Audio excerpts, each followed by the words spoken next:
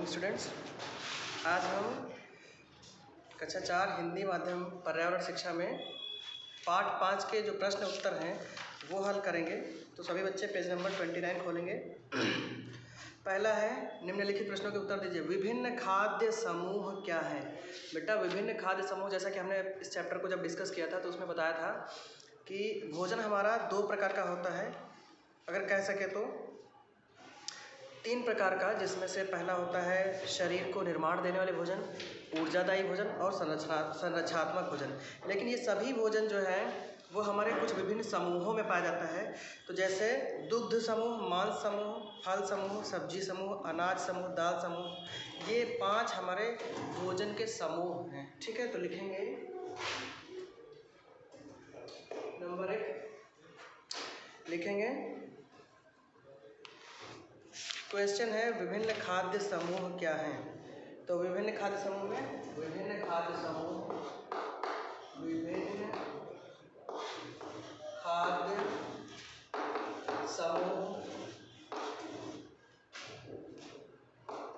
दुग्ध समूह,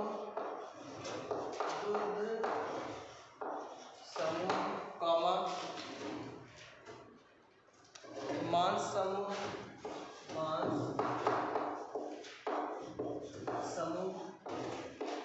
कॉमा फल समूह,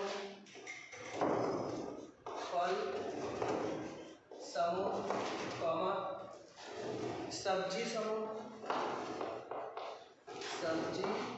समूह,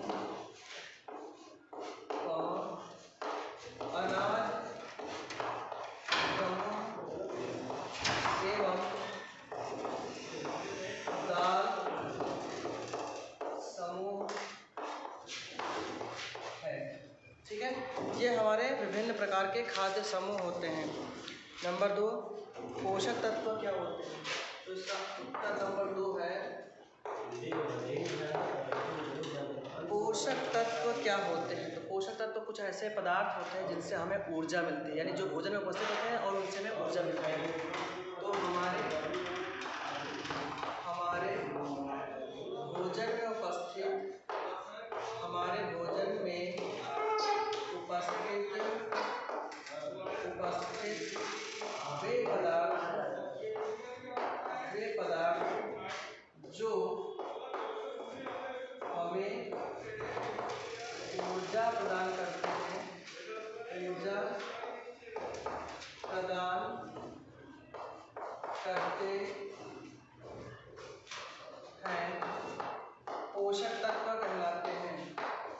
पोषक तत्व कहलाते हैं। ठीक है। नंबर 3, भोजन के 3 प्रकार क्या हैं? तो बेटा भोजन के 3 प्रकार कौन कौन से अभी मैंने बताया आपको? निर्माणकारी, ऊर्जा देने वाले और संरचनात्मक भोजन। तो लिखेंगे भोजन के 3 प्रकार। भोजन के 3 प्रकार हैं निर्माणकारी भोजन,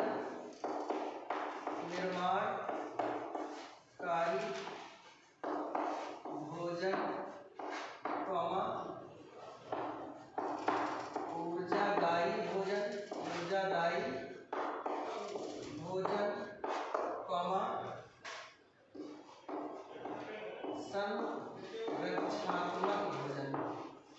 संरचनात्मक भोजन। ठीक है, ये हमारे भोजन के 3 प्रकार हैं।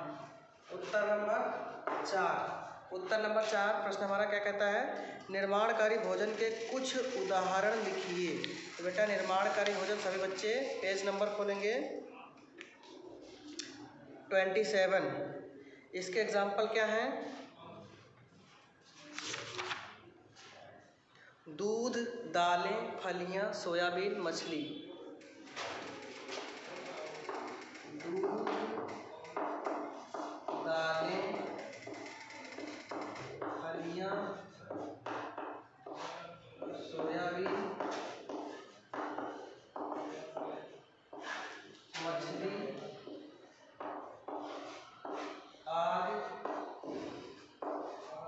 निर्माणकारी भोजन है, आदि निर्माणकारी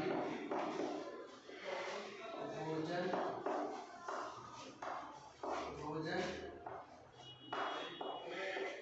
आदि निर्माणकारी भोजन है। नंबर 5 हमें संरक्षात्मक भोजन की आवश्यकता क्यों होती है? हमें विभिन्न प्रकार के रोगों से लड़ने के लिए या रोगों से सुरक्षा के लिए संरक्षात्मक भोजन की आवश्यकता होती है। हमें विभिन्न प्रकार के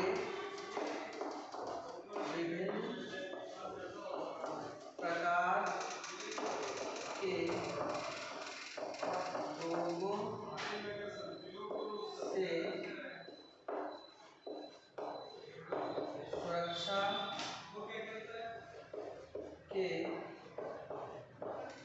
सुरक्षा के लिए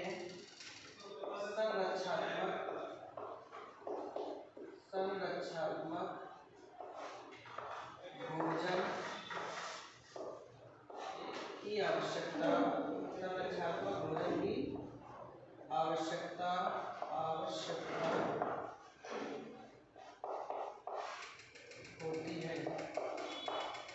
आवश्यकता होती है। हमें विभिन्न प्रकार के रोगों से सुरक्षा के लिए संरक्षात्मक भोजन की आवश्यकता होती है। लास्ट में आवश्यकता होती है लिखा है बेटा, ठीक है। फिर लिखा है, लास्ट प्रश्न है हमारा, संतुलित आहार क्या होता है? संतुलित आहार क्या होता है? वह आहार या भोजन जिसमें समस्त पोषक तत्व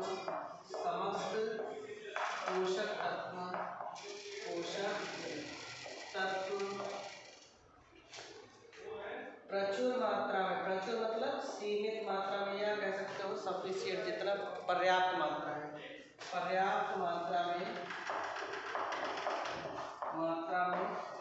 उपस्थित होते हैं,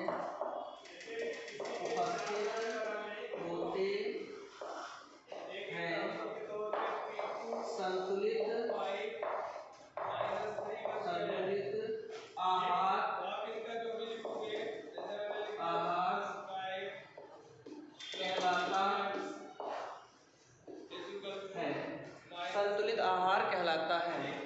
वह भोजन जिसमें समस्त पोषक तत्व प्रचुर मात्रा में उपस्थित होते हैं संतुलित आहार कहलाता है। तो बेटा ये हमारा क्या हुआ, यहाँ से 6 प्रश्न थे हमारे, ये सभी उत्तर इसके आपको नोट करवा दिए बेटा। प्रश्न आपको बुक से मिलेंगे। और फिर हम लोग करते हैं रिक्त स्थानों की पूर्ति। तो बेटा रिक्त स्थानों की पूर्ति में देखिए, पहला है डैश डैश समूह मांसाहारी भोजन का आधार बनाता है। कौन सा समूह? तो पहले में है मांस लिखेंगे बेटा, पहले रिक्त स्थान में क्या भरोगे? मांस। पहले वाले रिक्त स्थान में भरोगे मांस, ठीक। फिर दूसरा है अनाज व दालें डैश डैश हैं। अनाज और दालें ये क्या हैं? तो अनाज और दालों में क्या है? कार्बोहाइड्रेट होता है, ठीक है। क्या होगा? एक सेकंड, अनाज व दालें हैं, खाद्यान्न है बेटा। अनाज और दालें क्या है? खाद्यान्न। खाद्यान्न का मतलब खाने योग्य अन्न। तो दूसरे में आप खाद्यान्न भरोगे। फिर नंबर 3 डैश डैश तुरंत ऊर्जा उपलब्ध करवाते हैं। तो ये जो होते हैं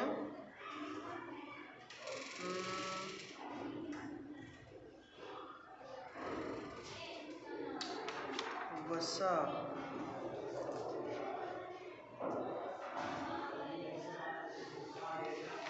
बेटा इसमें कार्बोहाइड्रेट भरेंगे। क्या भरेंगे? कार्बोहाइड्रेट। थर्ड में आप भरोगे कार्बोहाइड्रेट, यानी प्रोटीन, कार्बोहाइड्रेट और वसा में से कार्बोहाइड्रेट ऐसे होते हैं जो तुरंत ऊर्जा उत्पन्न कराते हैं। फिर फोर्थ में लिखोगे बच्चों को अपने आहार में बहुत सारे लेने चाहिए। बहुत सारे क्या लेने चाहिए? वसा, जल, वसा लेने चाहिए। बच्चों को अपने आहार में बहुत सारे वसा वैसे लिखा है, लेकिन बेटा इसमें ज़्यादातर प्रोटीन होना चाहिए था, हालांकि इसमें आपके ऑप्शन में नहीं शायद वसा ही दिया हुआ है, ठीक है। फिर 5th नंबर में हम लोग लिखेंगे का कोई पोषक तत्व नहीं है, डैश डैश है, तो इसमें क्या लिखेंगे, जल का कोई पोषक महत्व नहीं है। अब इसके बाद आपको कुछ डायग्राम दिखाए गए हैं और इनको आपको फाइंड आउट करना है कि विद्यमान पोषक का नाम लिखिए। पोषक तत्व इसमें कौन कौन से हैं, किसमें कार्बोहाइड्रेट है, किसमें प्रोटीन है, किसमें विटामिन हैं, किसमें वसा है ना, ये आपको बताना है। तो इसके बाद पेज नंबर 30, जहाँ कुछ खाद्य पदार्थ दिए गए हैं उपर्युक्त स्तंभ के नीचे उनका नाम लिखिए। जो खाद्य पदार्थ ऊपर देखिए डायग्राम दिया गया है बेटा, तो इसमें सेब दिया गया है, गोभी दिया गया है, दूध है, चावल है, अनाज है, गेहूं है, केला है, पनीर है, अनार, टमाटर, बटर, ठीक है, ये सभी लिखे हुए हैं। और इन सभी में से देखो आपको नीचे एक टेबल दी गई, दुग्ध समूह, मांस समूह, अनाज व दालें, फल और सब्जियां, तो इन सभी में आपको डिवाइड करके लिखना है कि कौन, जैसे सेब है तो वो किस में आएगा, तो फल समूह में आएगा, गोभी लिखी हुई है वो सब्जियां फल वाले में आएगा, लास्ट वाले में, पनीर किस में आएगा, और दूध किस में आएगा, अनाज किस में आएगा, बटर किस में आएगा, ठीक है, ये सब लिखना है आपको बेटा, ठीक। इसके बाद आपका यहाँ से चैप्टर खत्म होता है। लास्ट में जो क्रियाकलाप दिया है इसमें 5th वाला क्वेश्चन देखिएगा, 4th और 5th खाद्य पदार्थों को देखना है और भोजन के प्रकार बताना, जैसे कि आप ऊपर करते हो, ठीक है। और संतुलित आहार पर एक टिप्पणी लिखना है। तो संतुलित आहार का आपको सीधे सीधे आंसर ही मैंने बता दिया है कि ऐसा भोजन जिसमें सभी प्रकार के पोषक तत्व पर्याप्त मात्रा में उपस्थित हों, हम ऐसे भोजन को संतुलित आहार कहते हैं, ठीक है बेटा। तो यहाँ से आपका चैप्टर नंबर 5 खत्म होता है। नेक्स्ट वीडियो में हम चैप्टर नंबर 6 लेके आएंगे। तब तक के लिए आप लोग घर पर रहें, सुरक्षित रहें, चैप्टर्स याद करते रहें, और जो कुछ अगर कन्फ्यूजन होता है तो आप ग्रुप में मैसेज करिए ताकि हम आपको उसका प्रॉपर सॉल्यूशन दे सकें। Thank you.